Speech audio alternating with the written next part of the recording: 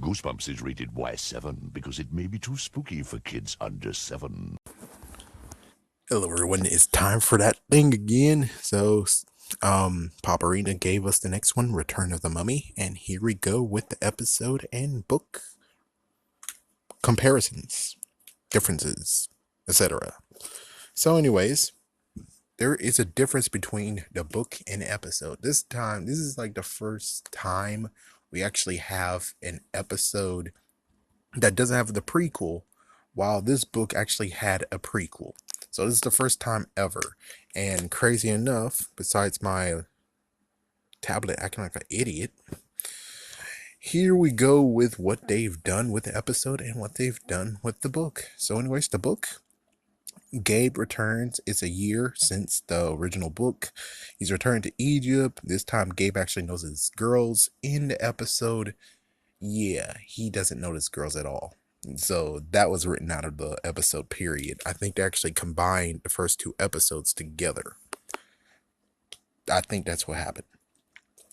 So Gabe notices girls. He talks about Nancy, the blonde flight attendant, and Sari actually has now changed her age, even though in the episode they don't even mention age whatsoever. But in the book they definitely mention age, and she's now younger than Gabe. No idea why, and no idea why my tablet is glowing freaking damn white. Weird. So, anyways, Sari is competitive. She's talking about cereal of I got more raisins than you, and Gabe kind of actually jokes me like I have more Pope than you, and she's like, oh, I gotta check mine. So, anyways, we get what happens to Sari's mom is that she died when Sari was younger. She's actually in boarding school, so technically the book has some extra details that we didn't get in the episode.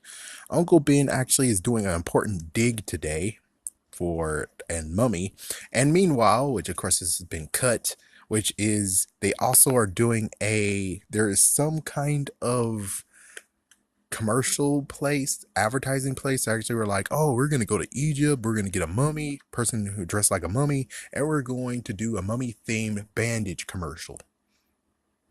Okay, but at least the writers actually were smart enough to be like, yeah, we don't need that, so that's not in the episode. The events kind of happened, but not. Yeah, we're talking about the first book. It's like, yeah, it's like they kind of know what happened in the first book, but kind of don't. And since they are doing that, it's kind of, which is why the sequel slash the episode, they don't even need to mention or anything. So the episode can actually just be in a thing of its own, which that's what they did, but they kind of combined. Like I said, so we have Ben who is struggling still, and it's kind of funny how PopArena's like, he should have wrote a book about his thing and everything. It's like, well, the good news is that the bad news is that he's laughed at by his community, but the good news is that he has got a lot of money because he's now called a great fictional writer. So Gabe actually freaks out. This is one scared that the actor Mummy, yeah, again, not an episode. Uncle Ben gave him a pendant with a scarab on it. That did happen in an episode. I call her Nia, but her name isn't Nia. Hopefully, I have her name down below on the freaking screen. She actually is, in quotations, a news reporter. But of course, we don't really actually get the idea that she is a news reporter because considering even in the episode, she didn't have a pen or a pad. She just came there. So you're telling me that she'll just remember everything by heart what happens.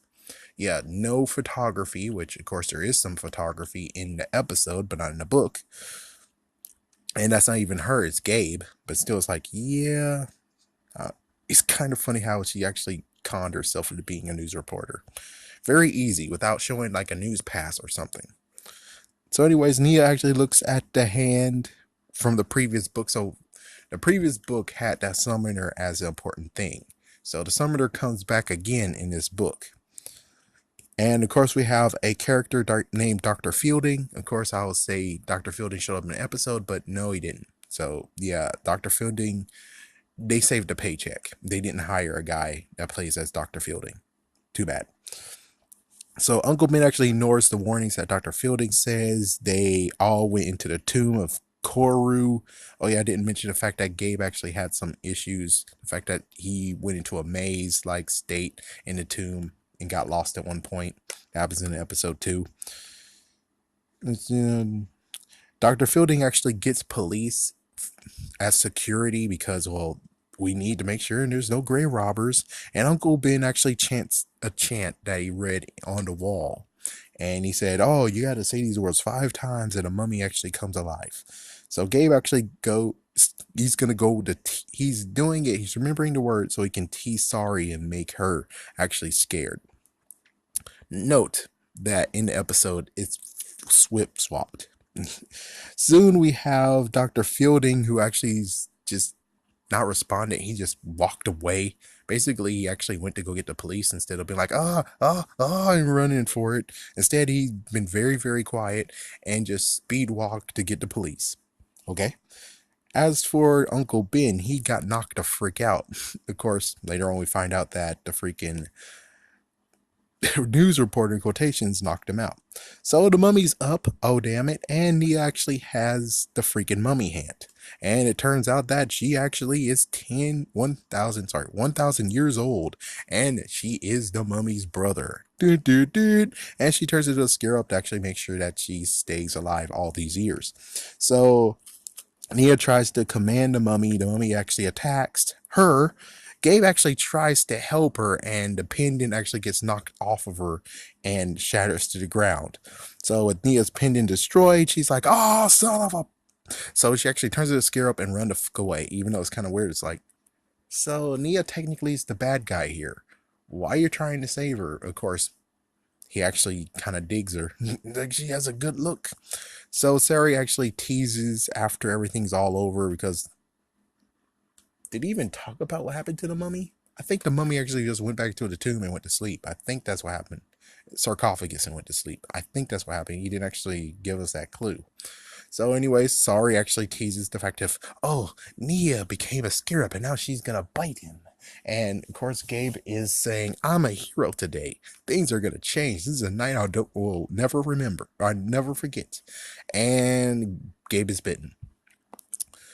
And apparently, it's a very dark ending that will actually spiral into another video. Thumbs up on that. So anyways, we get to the episode. I already talked about this, but of course, there's no mentioning of an airport except the end, but we don't actually get to see the airport. Uncle Ben is cool, he says. So we get to actually a nice little narrative of Gabe talking to us. I think kind of like what the book does, because the book always narration too. I think I actually had a clue too on that one. So, I have to add that to the other video. So, Sorry actually she's a know-it-all, but okay. Gabe knows a lot about the digs and sarcophagus. He just knows a few things about archaeology. So apparently this is a secret dig. No one knows that they're doing this. And in the morning time, so at morning, they actually go in, and apparently Gabe actually has his summoner, and he got it not from a garage sale. No, in that first book, we actually get the fact of he got it from the garage sale in Michigan. But no, this time the writers actually were smart and said, no, he got it from the airport. When he landed in Cairo and went straight to his Uncle Ben, he stopped, saw the summoner, bought it from someone in the airport, and that's how he got it. There you go, because, well, they didn't do the prequel, so they have to actually fit this in there. See? Smart writers. Unlike what Squid Jib says. So Gabe actually is in photography, so he actually has a camera, and he tries to get a photo, and the summoner actually drops out of his pocket, and it crawls away. Yes, it actually crawls away like it's it from the Addams Family. Sari actually... she insults him saying, "You know how to shoot a camera, right? You just point and click. So easy." And it's like, my goodness. So he finally takes the photo. The summoner is gone. Yeah, we don't see it anymore. And he does say, weird. He only just sees that the fact that there's some crawling marks. He doesn't actually notice his summoner is gone at this point. So they decide to go deeper. Sorry actually informs Gabe on the hieroglyphics. Like, these are called hieroglyphics, not pretty pictures. And Sorry decides to ditch on Gabe, I think. And Gabe is freaking the hell out. At this point, I'm like, his voice sucks. The person who playing Gabe, his voice is too damn whiny. Oh my gosh, it's so damn whiny. So they call to him, and he is so lost, like in the book. and he falls into a hole. That didn't happen in the book, I think. I think it might have, but not too much.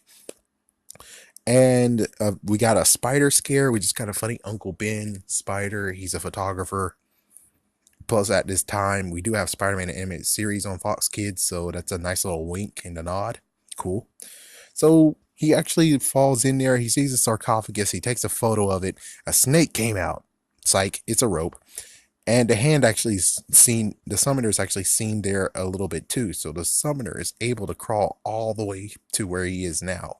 Wow. Anyways, it turns out this lion, this weird lion on the sarcophagus, is the seal of khor-ru. Yep, so Prince khor-ru.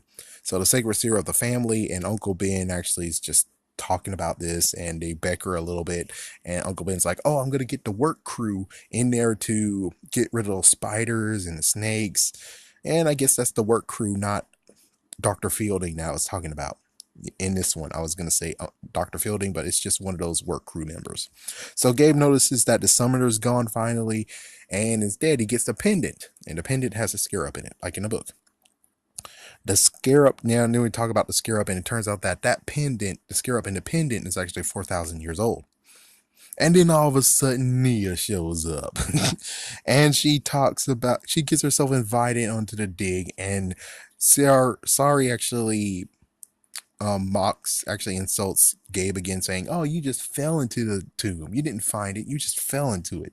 And she's like, well, the best things that happen are accidents. It's like, oh, score one for the chick that's actually secretly evil. And Nia actually shows hers. It's like, yeah, we're twinsies, but I don't have a scarab in mine. It's like, yeah, I wonder if it's bad luck for me. So they show her the photo of it, and she's like, yes, the seal. In her freaking accent, she says khor-ru, horror, horror, horror, yeah, horror. Instead of khor-ru, she says horror. Yeah, her accent's it's kind of bad. I mean, freaking damn. It's like, yeah, well, we already know that she's his sister, so it's like, oh, it makes sense that she makes fun of him. So anyways, when I say Dr. Fielding runs, is actually one of the workers, and he's like, it's a curse on this, it's a curse, run for your lives. And apparently on it says something, I just want to be left in peace, which that's what he said in the book. I didn't mention it, but when he was choking his sister in the book, he actually said, let me sleep in peace. While in this one, they decided to actually say that the warning that the worker saw that scared him says, let me sleep in peace. So there you go. That's a nice little other twist that they did. Okay, let's see. Uncle Ben knocks the curse, and he's like, curse, whatever. And he's like, oh, well, here's some sacred words that you should never say, especially if you say it 5 times. And it's like, what the frick? And he actually smiles and says, come on, guys, there's no such thing as superstitions, am I right? It's just a story. So she tries to comfort them, so, because she knows what the freak is going on here. Morning time comes, Uncle Ben hammers and tries to get inside the tomb. Sari scares Gabe with a spider. Not really, but she says, oh my gosh, spider's on you or something. They enter. It's an empty tomb. Sari actually teases Gabe with the words, and it's like, yeah, as I said in the book, it was Gabe who teases, and this one is Sari who teases. Sorry. And she actually makes him say it. So I think she said it 2 times. He said it 1 time, maybe even 2 times. Maybe she said it 4 times and he said it once. I don't know, but I think eventually they all said it 5 times. It was said 5 times. So let's see. They both said it. The summoner is found. Yeah, they found a summoner, but the summoner actually stuck with the trap door, and the trap door opens. Gabe and Sari falls in there, and they see a freaking damn skeleton in there. Oh my god, not kid friendly. And Uncle Ben gets knocked the freak out by the door opening, while in the book he got knocked out by Nia. Nia actually knocked him out so she can actually do her evil plan. Yeah, instead the door knocked him out. Freaking damn. So Sari is now turned out of nowhere, being like, "Be careful, Gabe." And it's like, wow, really? That came out of nowhere. So they enter the tomb. Sari actually wants to open the sarcophagus and gets Gabe to help him. They open it, it's empty, and then the sarcophagus eyes suddenly glowed. The mummy is up now. He's way over there in the corner. He's up and now he's walking. And then all of a sudden Nia shows herself, but I'm pretty sure that in the book she didn't even change her clothes, while in the episode she definitely changed herself to her original garb. And it's like, where did you get those clothes from? So you had your clothes secretly. Let's continue on. Let's continue on. So she asks the summoner. The summoner is her, she says, and she tries to command. And of course, the same thing that happened in the book happens in the episode. She tries to command. Her brother is like, "Oh, hell no," and tries to choke him. And the pendant falls because he's attempting to choke her. Psst. So she's like, "Oh no, my weakness. That was how I slept through 1,000 years." And she turns into a scarab and runs for it. Yep. But the mummy is still up. And I thought the summoner got thrown into the fire and it's burning, but I don't know. I don't know what got thrown into the fire. So the mummy is now starting to shake. The tomb is starting to shaking too. Uncle Ben's up because meanwhile those two are running out of the freaking tomb, and the tomb is closing within them while the mummy was trying to reach out and be like, "Yes, freedom." Nope. No freedom for you. So Uncle Ben is up. They run out of the freaking tomb, and we wrap up by it's time for Gabe to go home. He's packing up his stuff, and Uncle Ben is trying to say, "What should I tell the reporters?" And he said, "Tell them everything. Tell them the summoner." The summoner actually walked around. It turns out a mummy's alive. The reporter, supposed reporter, actually is the brother of her. And he's like, "Yeah, good idea. I should not tell the truth." Meanwhile, it turns out the summoner is back, and it actually crawled right under his shirt and stuff. So he doesn't know he actually scooped it up and put it in his suitcase. And that's how it ends. Yes, the scarab does not show up. The scarab doesn't bite him. He's going home already. He's not actually going to go sleep for one more day. So it happened all in one day, while meanwhile, in the book, I think it happened that day, and then at nighttime, because it's nighttime, about to go to sleep, and that's when Gabe gets bitten. So there you go. And plus, I guess since that was like a truly dark ending, they didn't actually put what happened in the book in the episode. And besides, they mixed up both of the books together. That's what I think. So there you go. That is exactly what happened in his whole entire book to episode. That's what happened in the book. That's what happened to the episode. The episode is completely different because I think they actually stacked a bit of the stuff that they should have had in the prequel into the sequel. So the hand had to be addressed. They had to address, I think basically it. Yeah, they had to just address the hand. Now, the funny part that Squid Jip most likely didn't even get to talk about or even mention is the fact of the girl who is in this episode who plays Sari. She actually is an actor. She actually can be found today. She actually voices one of the kids in Cyber Chase. I think it was the one with the glasses. So yeah, it's like, yep. So if you're playing the game here, you should drink because that's a celebrity. PBS celebrity. Yeah, PBS celebrity. Thank you for watching, and stay tuned for the next 1 or 2 videos that actually talks about the cool things that could have happened to this book, along with what's up with Gabe. Have a scary day and have a scary night.